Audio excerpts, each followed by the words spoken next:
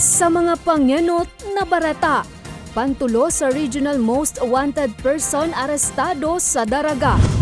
Babayi gadan kan matumbahanin po ninyog sa Camarines Sur. Zero billing sa mga pribadong ospital. Pigbubusol kan Ako Bicol Party List. Asin pet fair piglunsar katakod kan Rabies Awareness Month.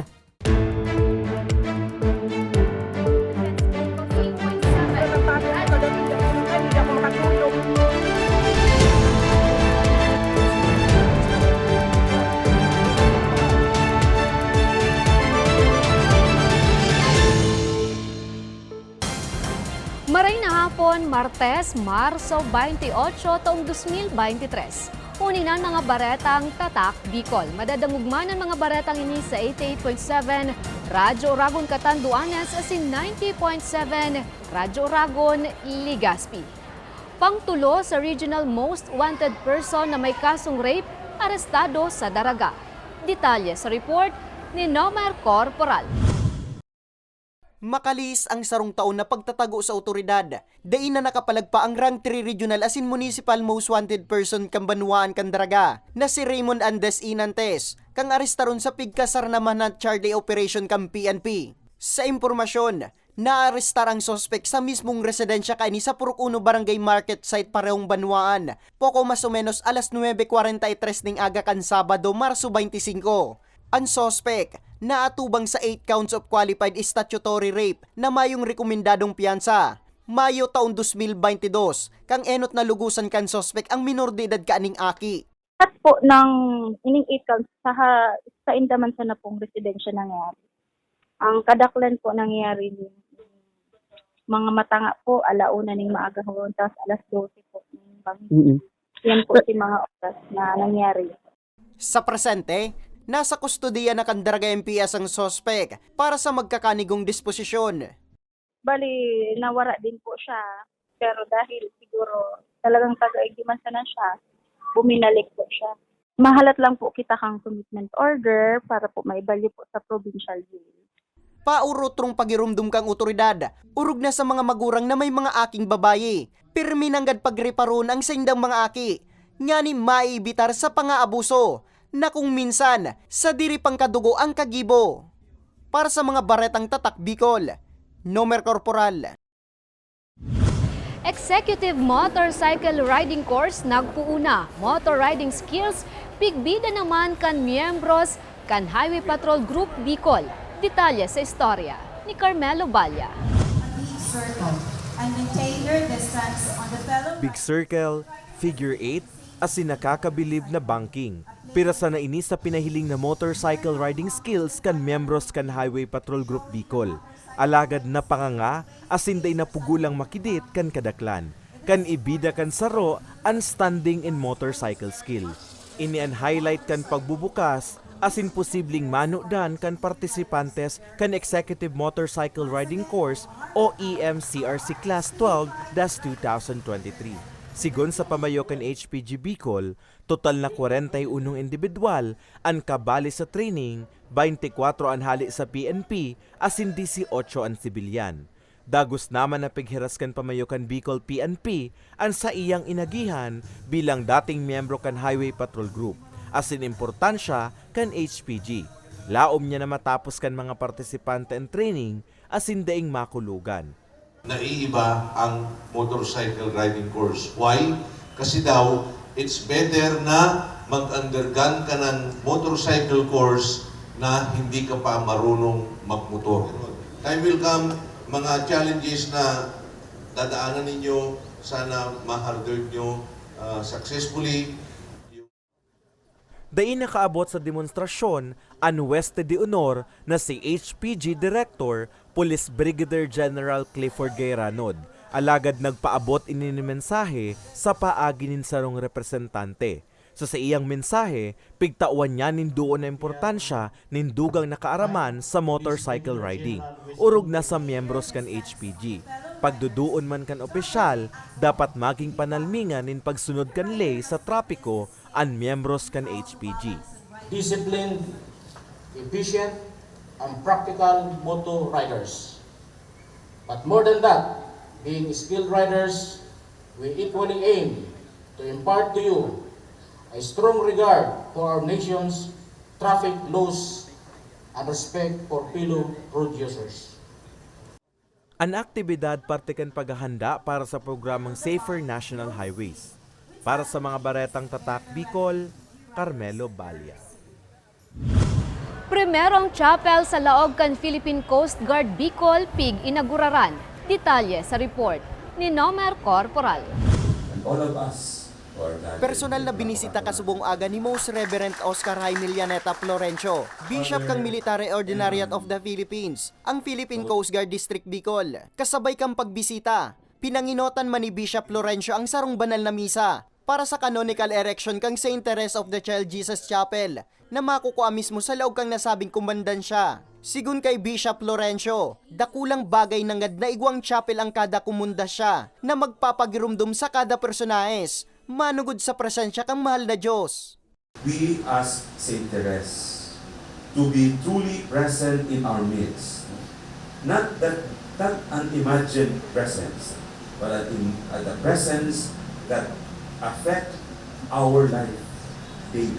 Presente man sa banal na misa, ang mismong pamayok ang PCG District Bicol na si Coast Guard Commodore Hinito Basilio, asin ang esposa kay ni si Evangeline Basilio. Mismong si Commodore Hinito ang saro sa nagbusol kang proyekto. I think this is more significant than going to Israel para doon i-celebrate namin yung wedding namin. It may came at a later date, 27 ngayon, pero sabi nga ng Diyos in His due time. And yeah, natutuwa ako. It is now more significant dahil this is actually our gift to God and God's gift to us. Actually, we are so grateful for this day. This is not only for us but for the whole of the PCG Coast Guard District Bicol.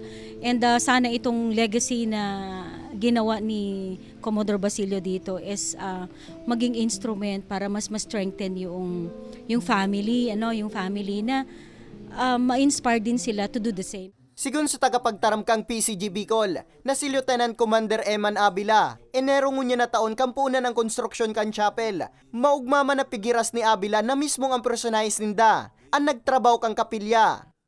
Every celebrations namin dito, especially during the Aguinaldo Masses and then Christmas Mass, ang daming nagsisimba rito mga tagalabas.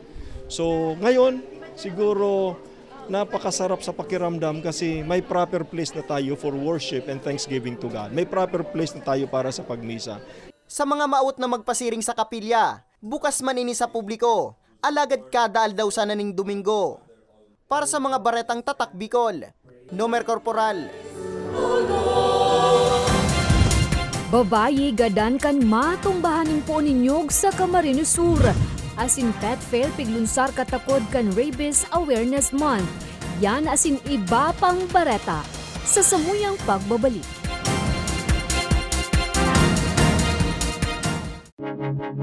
Tucked away in the province of Albay, known for its perfectly shaped Mayon volcano, Misibis Bay Resort, a locally owned 5-hectare private island resort. The resort is ready for all those looking to balance tranquility and adventure. This tropical destination is where guests can either choose to relax under the palm trees or have an adventure under the sun. It features modern and luxurious rooms and villas, recreational facilities, and sophisticated services.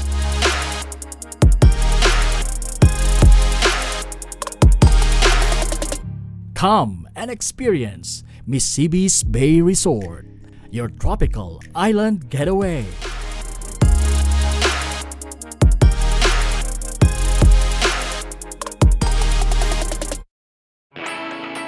Naghahanap ka ba ng trabaho?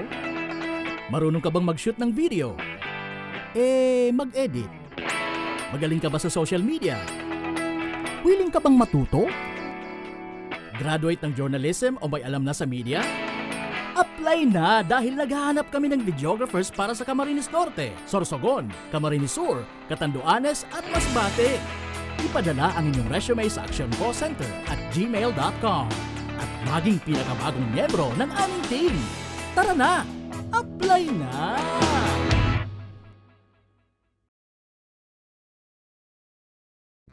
Sa imong ka nagpapadagos na pandemya, daima nag-uuntok sa pagriparo, ang satuyang sa tiring partido, ang Ako Bicol Party List, yaon pirmi sa pagpadangat kan mga kasaraditan, sa tabang kan man tuniina, ano man na panahon, hain ka man sa Kabikulan. Viva la Virgen! Viva Nuestra Señora de Peña Francia!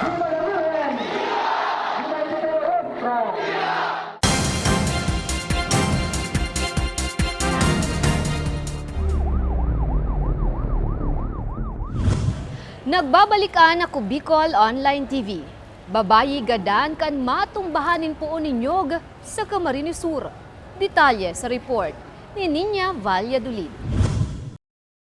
Gadan ang 41 anyos na si Sherla Betara, residente kan barangay Pagatpatan, Bato, Camarines Sur, kan matambunanin po ninyog sa Balatan, Camarines Sur, alas 10 kasubagong aga, Marso 28. Sa impormasyon, mantang nagpipili in mga gulayon ang biktima sa merkado publiko kan Balatan, basang na sanang tuminumba sa natitindugan kan biktima ang nalalapa ng puon ninyog. Tulos na dinarakan mga nakahiling na residente sa health center ang biktima para sa atensyon medikal alagad sa tindikan tama sa biktima, pigbalo ining idarana sana sa ospital alagad daina uminabot pang buhay. Nasa gilid naman po siya, kung yung pwesto kung saan may mga nagtitinda, hindi naman siya actually sa gabal. So dahil mataas at medyo bulok na nga daw, allegedly, no, yung itsura kasi tinignan din namin, bulok-bulok na rin siya. Nung matumba, siyempre, dahil nga sa taas niya, medyo may naabot po talagang tao. Sa presente, pigahalat pa kan otoridad ang resulta kan otopsiya sa hawak kan biktima, nga ni maaraman kung sain na tama kaini sa hawak ang nagkausa kan sa iyan tulos sa pagkagadan.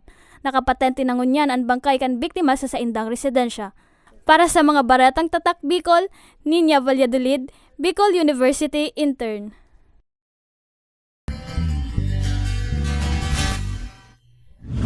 Zero billing sa mga pribadong ospital pigbubusol kan Ako Bicol Party List. Sisayan makikinabang sa nasambit na programa Aramunta sa Istorya ni Carmelo Balya. Pigpoproblema ko niya ni Nanay Maricar kan nito albay ang babayadan niya sa Tanchuling Hospital sa Legazpi City. Kasuod kaya kan maoperahan ang sa iyang esposo. Apwera sa bayadan sa operasyon, handal man siya na mas malobo pa ang sa indang hospital bill urog pang ininani kaapat nindang aldaw sa ospital. Nagtatrabaho si Nanay Maricar sa Manila. Kung sa indiit man sa nadaan sa iyang nadidilihensya. Sa pangungutang niya sa nadaa, na iraraos ang urual daw na gastuson sa ospital. Kahit piso po talaga wala ako, kahit nga pang araw-araw namin wala po talaga ako dito kasi ako po yung nagtitinda. Si husband ngayon nandito, kami nandito, kaya di ko po talaga alam. Ang mga siring ni Nanay Maricar ang saro sa mga rason ni Ako Bicol Party List Representative Elizalde ko. Ngani na ibusol ang zero hospital billing o ang kawaranin babayadan sa ospital kan mga pasyenteng nasa pangataman kan mga pribadong ospital. Sigun sa kongresista, obheto kan zero hospital billing na mapagian ang buhay kan mga pamilyang Bicolano na may mga pig-aatindiran na pasyente sa ospital, siring man na day na madugangan pa ang stress na namamatean kan mga may kamatean. Dati alam mo, 50,000, 100,000, 200,000. Ngayon kahit 1 million, wala kaming limit. Okay. So wala tayong limit sa Ako Bicol. Sinabi man kang kongresista na bako sana para sa mayayaman ang mga pribadong ospital. Hulita mas kinaan nagtiterios, may derechos man na matratar sa mga primera klaseng ospital. Asin nini ang gigibuho na posible kan partido. In kaso dagos ng marealisar, kabale sa mga pribadong ospital na posibleng mag-opresir kan pigbubusol na zero hospital billing kan partido, iyon Albay Doctors, Steves, Tanchuling, Ace Medical Center, UST Hospital as in Bicol Medical Center. Target man kan partido, maging ang heart center na makukuha sa Manila. Zero billing, maski sisay, kita pipili, dahil ka mo dapat paghaditan sa gastos. Yawan, dati na imagine talang sa Makati ang yellow card. Dahil ko una-una 20 years ago na pigsasabi Makati sana. Kundi, digdi sa Bicol po, masiguro kang Ako Bicol sa Indo na ang sa tuyang mga kababayan dahil paghaditan sa medisina, sa medical, sa hospital, And hanggang sa Manila, hanggang sa pribadong hospital, digdi sa Bicol, sagot kang ako, Bicol. Apwera kaini, may pig-alokar man na 5 billion pesos ang partido para sa konstruksyon kan bagong imumuk ng pasilidad sa Bicol Regional Hospital and Medical Center o BRHMC. 20-story building ini na posibleng mabisto bilang pinakahalangkaw na edipisyo sa runa nin Bicol. Sa laog nin tulong sundo 5 taon, piglalaoman na magi na ining operasyonal na may mga makabagong ekipahe asin maopresir nin mas kalidad na serbisyo. Para sa mga baretang tatak Bicol, Carmelo Balia.